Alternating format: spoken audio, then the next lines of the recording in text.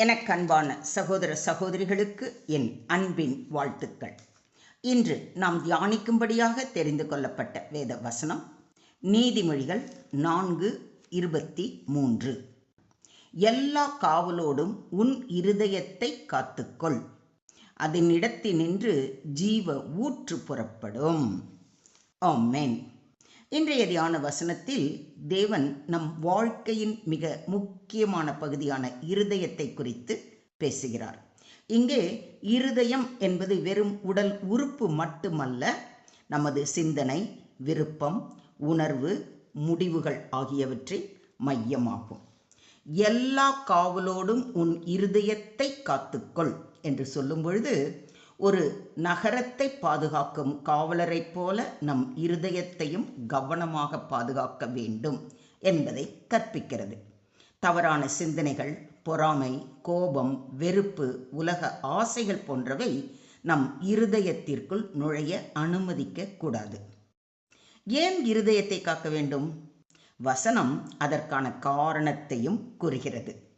அதாவது, அதனிடத்தினின்று ஜீவ ஊற்று புறப்படும். ஒரு ஊற்று எப்படிப்பட்ட நீரை தருகிறதோ அதுபோல நம் இருதயம் எப்படி இருக்கிறதோ அதன்படியே நம் வார்த்தைகள், செயல்கள், வாழ்க்கை வெளிப்படும்.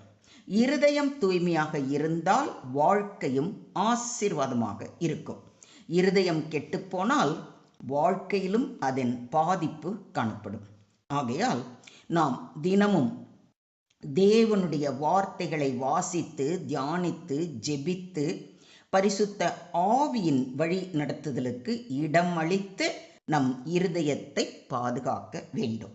அப்பொழுது நம் வாழ்க்கையிலிருந்து ஜீவனும் சமாதானமும் ஆசீர்வாதமும் பிறருக்கு பாய்ந்தோடும். கர்த்தாவே, எங்கள் இருதயத்தை தூய்மையாய் காத்தருளும்.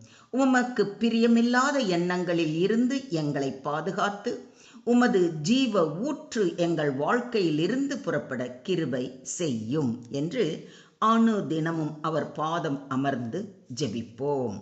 கர்த்தர் தாமே தமது கிருபையினால் நிரப்பி சமாதானத்தினாலும் சந்தோஷத்தினாலும் ஆசீர்வதிப்பாராக. தேவனுக்கே மகிமை உண்டாவதாக. ஆமென்.